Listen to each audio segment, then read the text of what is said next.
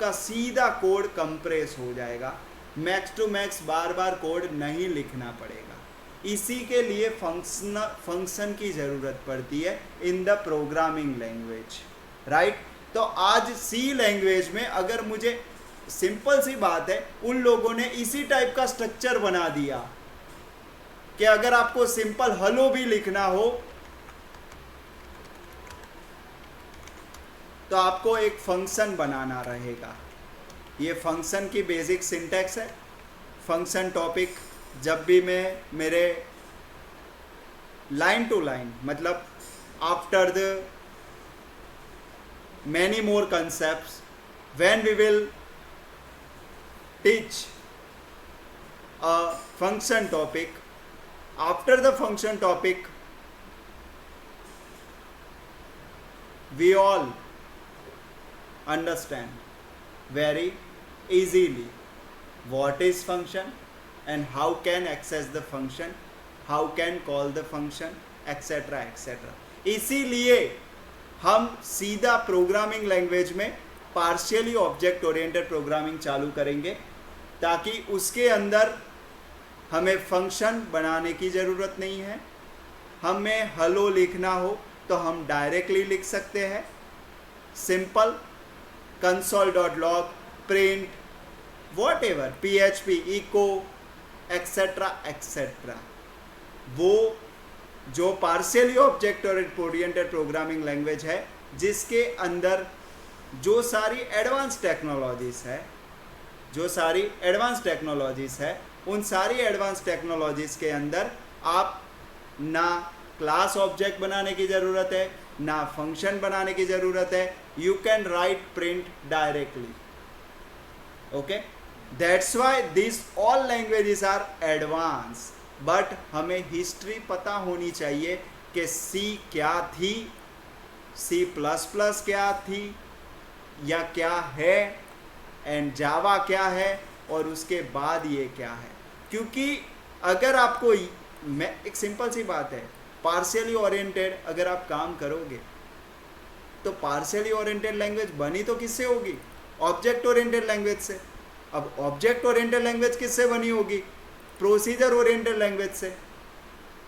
तो procedure oriented language, functional oriented language का knowledge तो हमें होना ही चाहिए कि फंक्शन ओरिएंटेड लैंग्वेज क्या है, भले आज पढ़ो या कल, भले राइट नाउ। इसीलिए तो मैं कह रहा हूँ ना कि मेरे max to max concept cover करने के बाद जब फंक्शन टॉपिक हम पढ़ेंगे तब आपको मोर क्लियर होगा, यही चीज मोर क्लियर होगी। अब समझ लो कि मैंने ये फंक्शन बना दिया, मतलब इन द सी लैंग्वेज मुझे कुछ भी लिखना है, मैं फंक्शन बनाऊंगा और फंक्शन को कॉल करता जाऊंगा। In the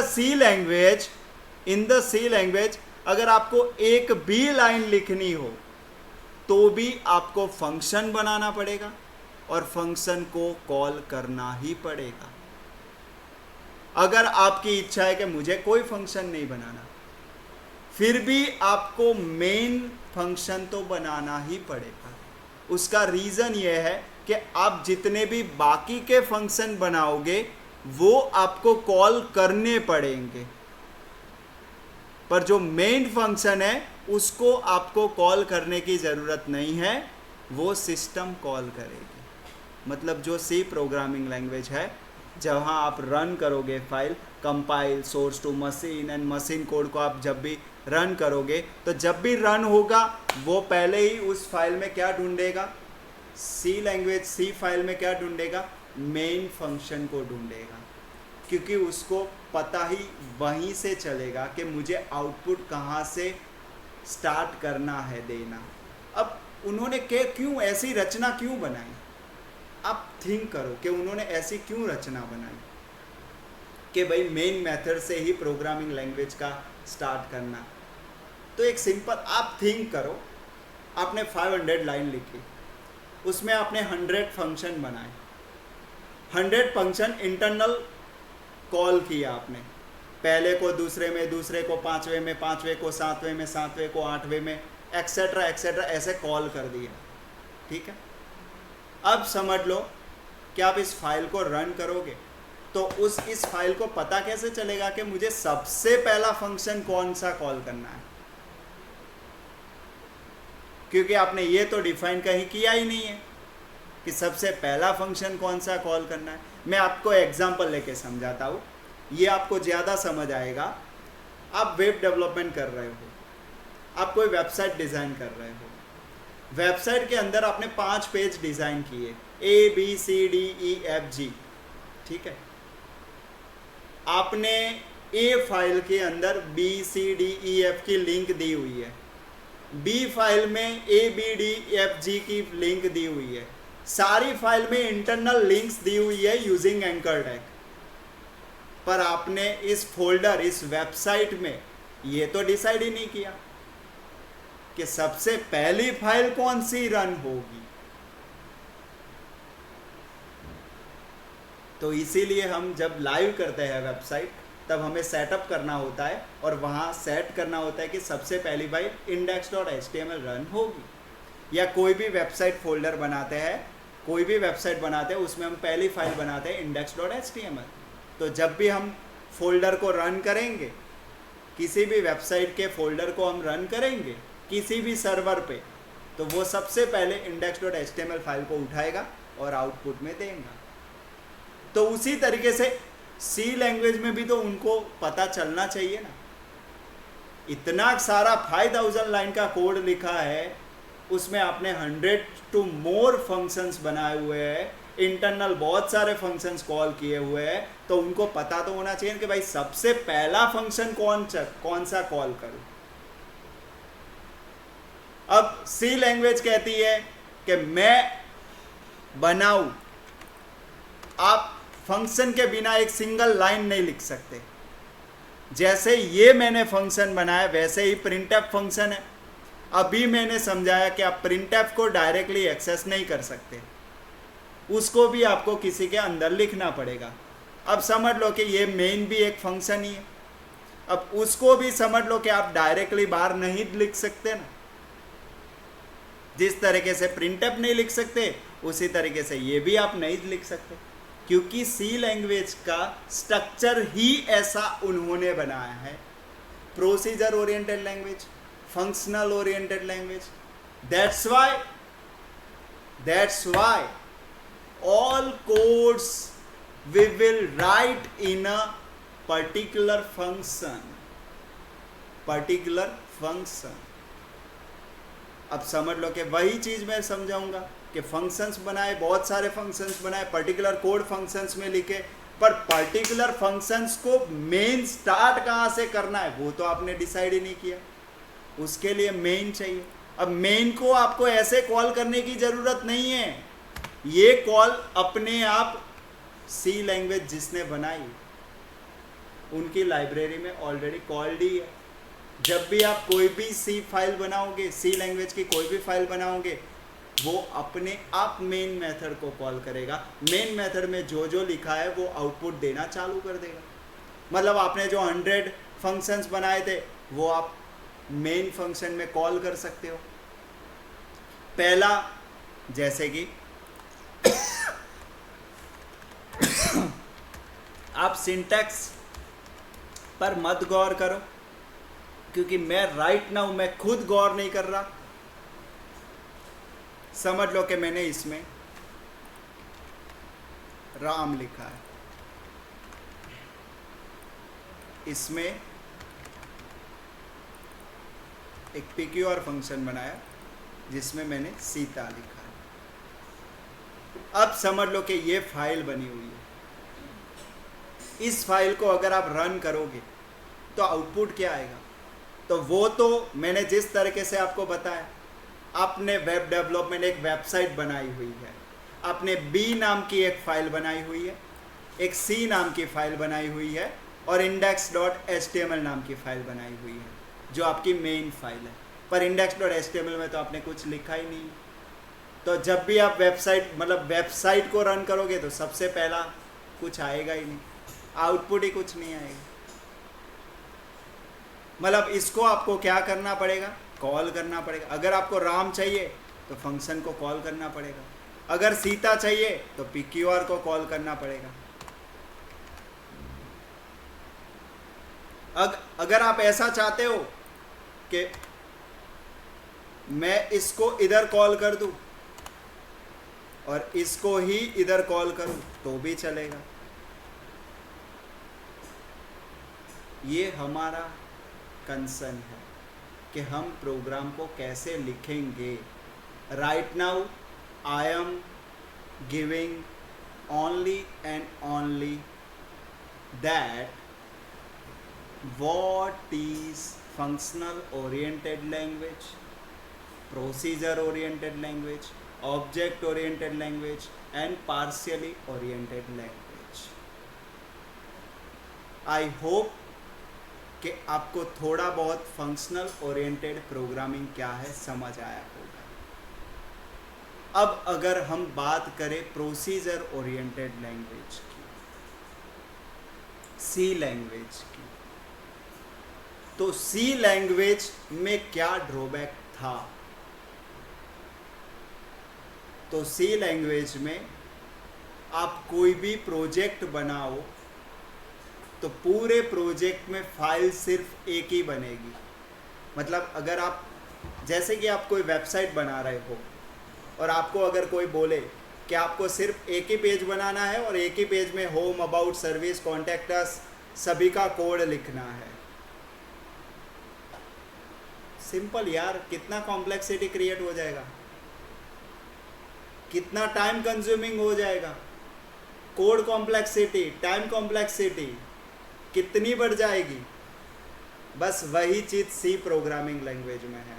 C programming language is the very very powerful language. C language से ही सारी प्रोग्रामिंग लैंग्वेज बनती है। I will prove in a whole logic module, but syntactical नहीं। सेकेंड थिंग, सी लैंग्वेज में ही नहीं। तो सी लैंग्वेज क्यों धीरे धीरे बंद हो गई कोडिंग करने में? उसका रीज़न, सी लैंग्वेज में सिर्फ और सिर्फ एक ही फाइल बनती थी। पूरे प्रोजेक्ट में एक ही फाइल, एक ही फाइल के अंदर आप 5000, 10,000, 50,000 वॉटएवर, जितने लाइन का कोड, जितने लाइन का सॉफ्टवेयर बनाना हो, आप एक ही फाइल में कंपलसरी आपको लिखना पड़ेगा। तो अगर आप एक ही फाइल में इतना सारा कोड लिखोगे तो कितना कॉम्प्लेक्स कोड हो जाएगा। रात को लिखकर सुबह जागोगे तो आप खुद ही भूल गए होगे कि मैंने कहाँ से स्टार्ट किया था और कहाँ एंड है। राइट, ये गलती है सी लैंग्वेज की, ये ड्रॉबैक है, ये फॉल्ट है, ये डिसएडवांटेज है सी लैंग्वेज का। सी लैंग्वेज में जो दूसरी चीज़, सी लैंग्वेज में सिक्योरिटी नहीं है। अगर ये पूरी फाइल किसी के पास चली गई, बात खत्म, सारा कोड गायब। ये सारा कोड ना किसी ब्रैकेट के अंडर है, सारा ओपन पड़ा हुआ है।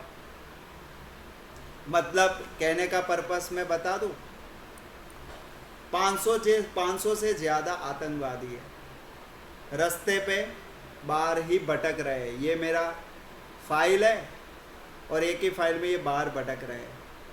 अब किसी ने बोला उड़ा दो, इजी टू राइट और इजी टू एक्सेस, मतलब सिक्योरिटी नहीं है, कोडिंग का स्टैंडर्ड नहीं है, कोडिंग का कोई स्ट्रक्चर नहीं है। कोडिंग का स्ट्रक्चर नहीं, सिक्योरिटी नहीं, कॉम्प्लेक्सिटी ज़्यादा, कोडिंग कॉम्प्लेक्सिटी, टाइम कॉम्प्लेक्सिटी।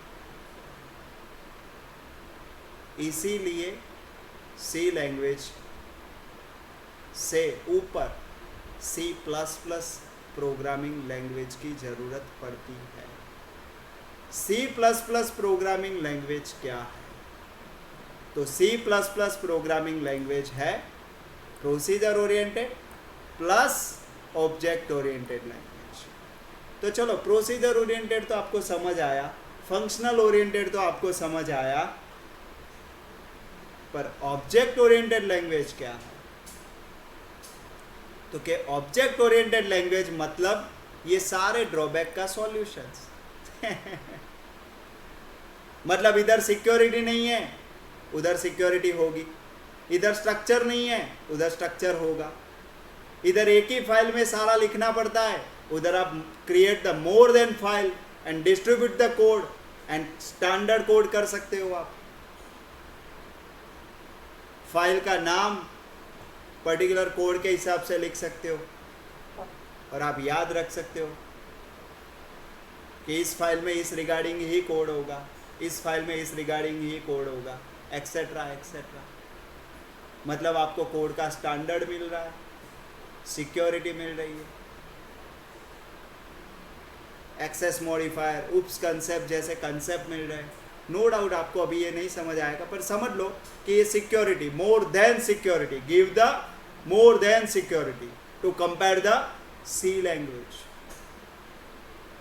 इसमें एक ही फाइल, उसमें मल्टीपल फाइल, स्ट्रक्चर सब कुछ दे रहा, और वो है C++। मतलब आप प्रोसीजर ओरिएंटेड में काम करना चाहो तो भी C++ में कर सकते हो, और ऑब्जेक्ट ओरिएंटेड में करना चाहो तो भी आप कर सकते हो। तो आज ऑब्जेक्ट ओरिएंटेड क्या है उसका कोई एग्जाम्पल। तो हम एक काम करते हैं, ये तो प्रोसीजर एंड ऑब्जेक्ट ओरिएंटेड दोनों है। हम एक काम करते हैं, direct pure object oriented language की ही फाइल बनाए और उसमें ही डिफरेंस समझे। पर आपको सबसे पहले ये समझना होगा कि सी लैंग्वेज थी तो C++ लैंग्वेज आई, तो क्यों? तो वो तो हमें समझ आया कि ऑब्जेक्ट ओरिएंटेड के कारण, कोडिंग स्टैंडर्ड के रीजन, सिक्योरिटी एक्सेट्रा। पर C++ ऑब्जेक्ट ओरिएंटेड थी तो फिर जावा लैंग्वेज की ज़रूरत क्यों पड़ी?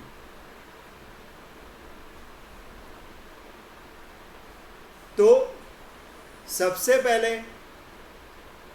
एक काम करते हैं, हम ये सारी चीज नेक्स्ट वीडियो में पढ़ेंगे। राइट नाउ ऑब्जेक्ट ओरिएंटेड की syntax and partially object oriented की सिंटैक्स, सिंटैक्टिकल हम इसी वीडियो में कवर कर लेते हैं, ठीक है। फिर हम इन सभी लैंग्वेजेस के डिफरेंस नेक्स्ट वीडियो में कवर कर लेते हैं। तो फिलहाल मैं क्रिएट कर रहा हूँ एक जावा फाइल, मतलब के object oriented coding. Java is the object oriented programming. What is the difference between functional, ये functional oriented programming, Java is the object oriented language. मतलब इसके अंदर आपको इन द जावा फाइल अगर कुछ भी लिखना हो, सिंपल हेलो भी लिखना हो, तो compulsory to create a class,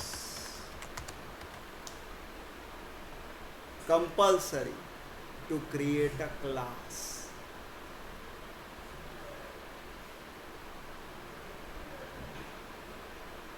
If you want to write like this type of code, then compulsory write in a class।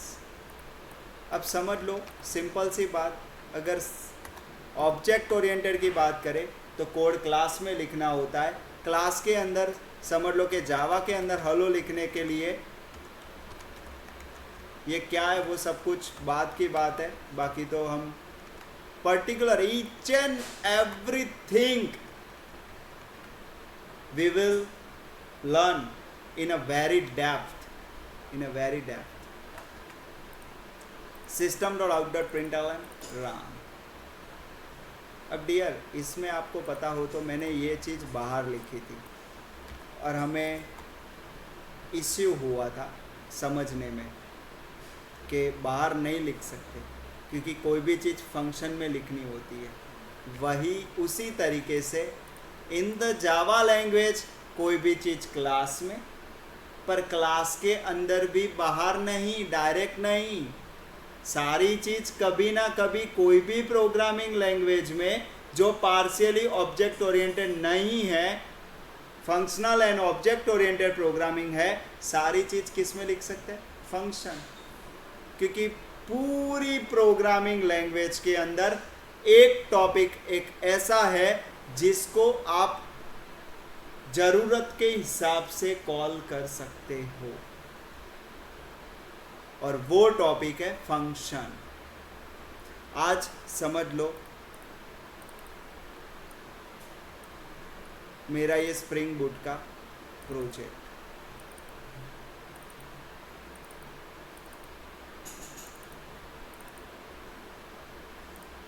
ये जावा फाइल, मैंने इसमें क्या बनाया हुआ है?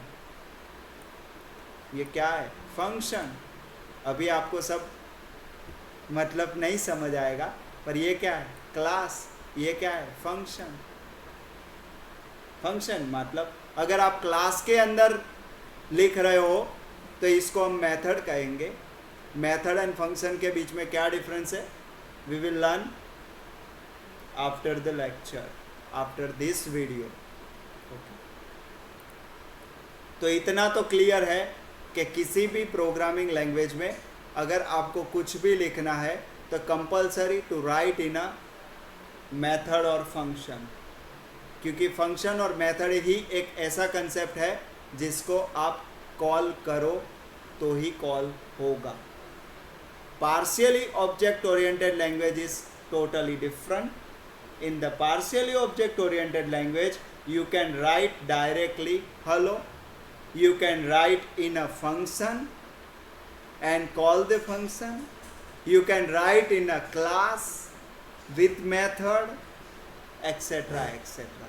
मतलब अगर मैं डिस्ट्रीब्यूट करने की बात करूं तो सबसे पहले सिर्फ फंक्शन कॉल करो अंदर, और लास्ट में एक मेन फंक्शन जिसमें सारे फंक्शन कॉल करो।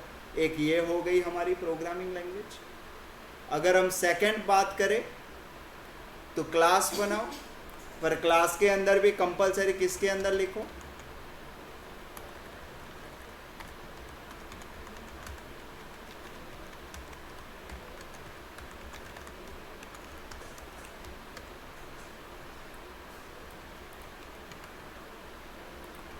जिस तरीके से इधर मेन मेथड थी जिसको हमें कॉल करने की ज़रूरत नहीं है, उसी तरीके से जावा के अंदर भी ये मेन मेथड है। सिंटैक्स पे गौर मत करो। In the object oriented programming compulsory right all code in the class, compulsory class, but in the Java language you can create more than file, more than class method, simple method, means ये तो main method है। इसमें कैसे ये simple methods थी तो आप ऐसे क्रिएट कर सकते हो, इधर भी ऐसे आप क्रिएट कर सकते हो। सिर्फ चेंज क्या होगा?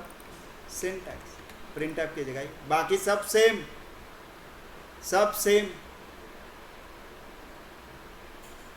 राइट।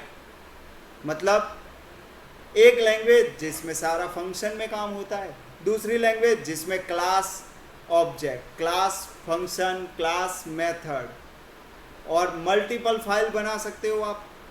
ऐसी कम से कम 25, 50, 100, 200, 500 फाइल बना सकते हो, पर 500 फाइल इंटरनल एक दूसरे में कॉल हो रही होगी, और लास्ट में तो कॉल किस में होगी? मेन में, क्योंकि एटलीस्ट कोई एक स्टार्टअप पॉइंट तो होना चाहिए।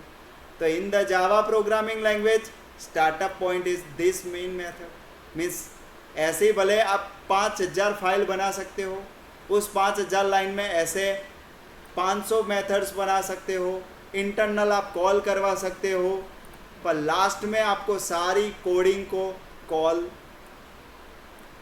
तो मेन मेथड में करना ही होगा, क्योंकि आउटपुट तो वो उधर से ही देना चालू करेगी। बाकी तो सिंपल सी बात है।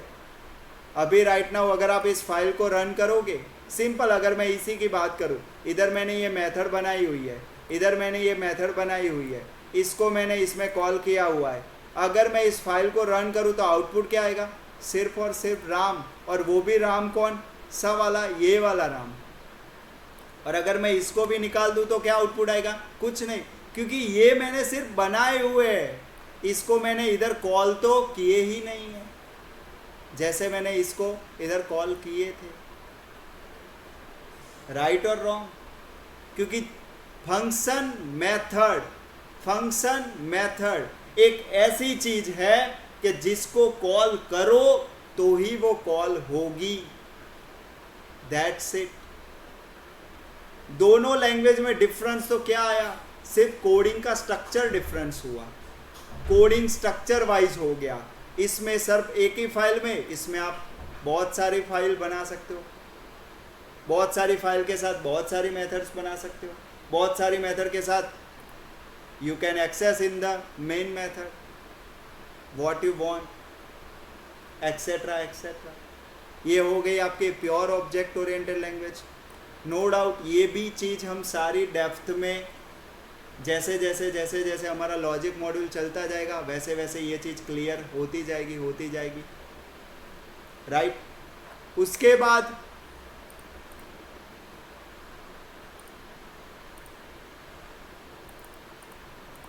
Partially object oriented language. Partially object oriented language की बात करें तो PHP, पाइथन, जावास्क्रिप्ट में तीनों लैंग्वेज की एक एक फाइल बनाकर आपको दिखाता हूँ। जैसे कि मैंने सबसे पहले a.js फाइल बना दी। इसमें अगर मुझे हेलो लिखना है, simple you can right console.log hello. ना इसमें फंक्शन की ज़रूरत है, ना इसमें क्लास की ज़रूरत है। अगर आप चाहते हो कि इसमें मैं क्लास लिख सकूं, मतलब इसी तरीके से कोड लिख सकूं, तो आप लिख भी सकते हो। आप क्लास बनाओ, सेम क्राइटेरिया वही। अगर क्लास बनाते हो और अगर कुछ लिखना है तो compulsory to create method, same to same thing method, same to same thing you can write method है, आप इसको कॉल कर सकते हैं। इधर मेन मेथड नहीं आएगी जावास्क्रिप्ट में, सी में थी, C++ में थी, जावास्क्रिप्ट में नहीं है। क्यों नहीं है? अरे डियर सिंपल क्यों नहीं है? क्योंकि इसमें आप एक सिंगल लाइन भी बाहर नहीं लिख सकते। तो आप समझ लो कि ऐसे 500 फंक्शंस बनाओगे, उसमें से किस फंक्शन को सबसे पहला कॉल करना चाहोगे? अगर आप बाहर कॉल नहीं करोगे तो आउटपुट क्या आएगा? सिर्फ फंक्शन बने, आउटपुट कुछ नहीं। उस 500 में से किसी एक को कॉल करने के लिए भी मेन की जरूरत है, क्योंकि मेन को कॉल करने की जरूरत नहीं है, क्योंकि mains in the C language, in the C programming language call the automatically. In the Java language also, this is the pure object oriented language. In the pure object oriented language, compulsory to write all the code in the class. In the class, compulsory to write method. And if you want this method call, then you can call in this method in this main method using this class. इस class की permission से, देखो ये functional oriented था, इसमें आपको इस method को कॉल करना था तो किसी की परमिशन की ज़रूरत नहीं थी, डायरेक्ट कॉल हो गया। अब ये मेथड किसकी है? क्लास की है।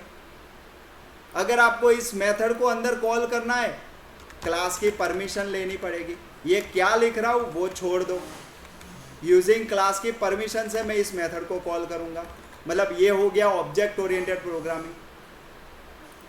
क्लास बनता है, उसी का ये ऑब्जेक्ट बनता है, और यूजिंग ऑब्जेक्ट ही मेथड एक्सेस होती है। मतलब ये हो गया आपका ऑब्जेक्ट ओरिएंटेड प्रोग्रामिंग।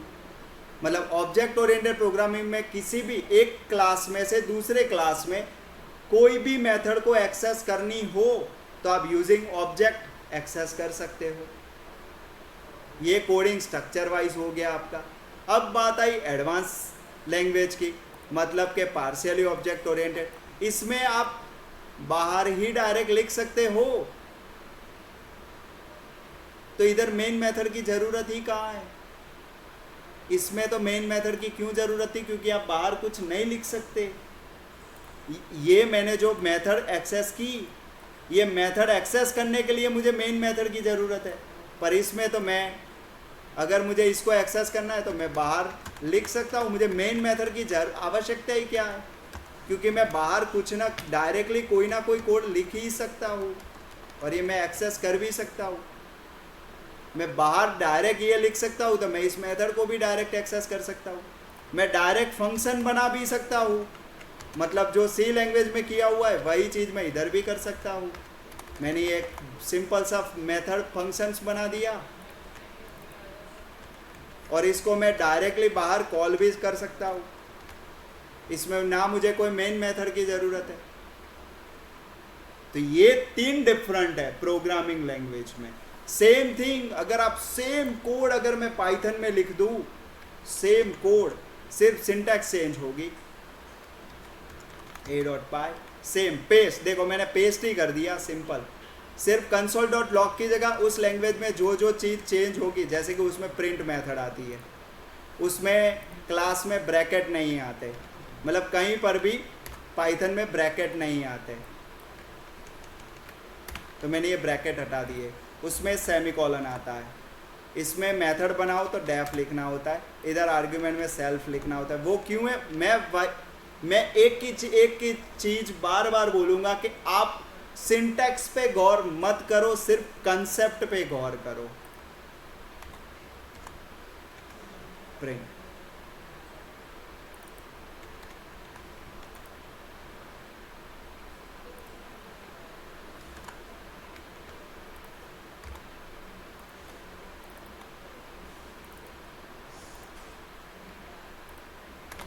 ये हो गया पाइथन का सिंटैक्स। अगर मैं यही चीज PHP में कॉपी पेस्ट कर दूं, सेम कॉपी, उसमें PHP ऐसे उसके बीच में लिखना होता है।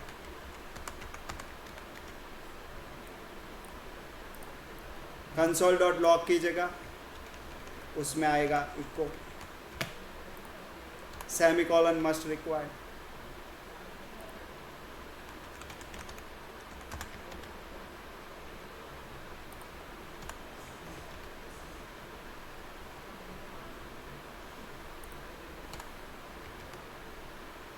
सेम थिंग, फंक्शन बाहर भी लिख सकता हूँ, कॉल भी कर सकता हूँ, क्लास के साथ भी फंक्शन लिख सकता हूँ।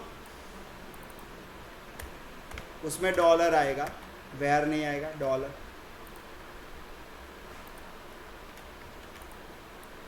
और मैं इस फंक्शन को भी यूजिंग क्लास भी कॉल कर सकता हूँ, और अगर मुझे इको हेलो डायरेक्ट लिखना है तो भी मैं लिख सकता हूँ। तो after this lecture, after this video, conclusion is that 3 types of programming languages are there: functional oriented, object oriented and partially object oriented.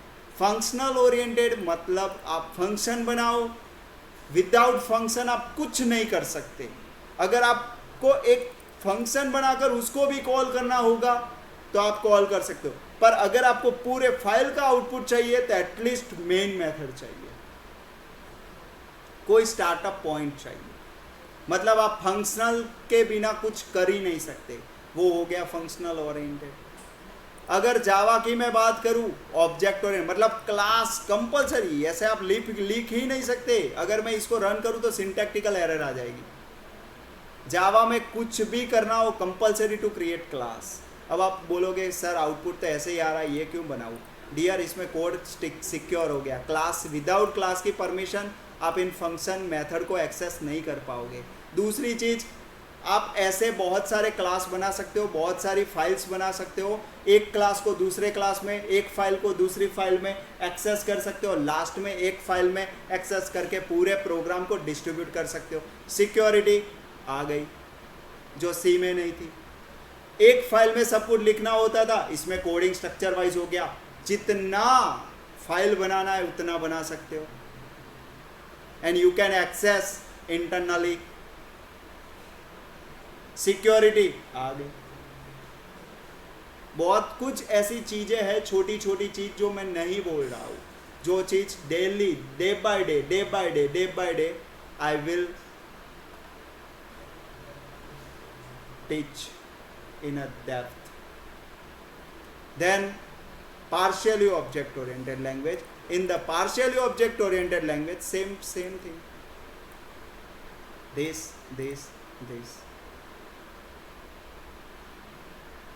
Directly भी लिख सकते हैं, using class, using function, and you can access same thing.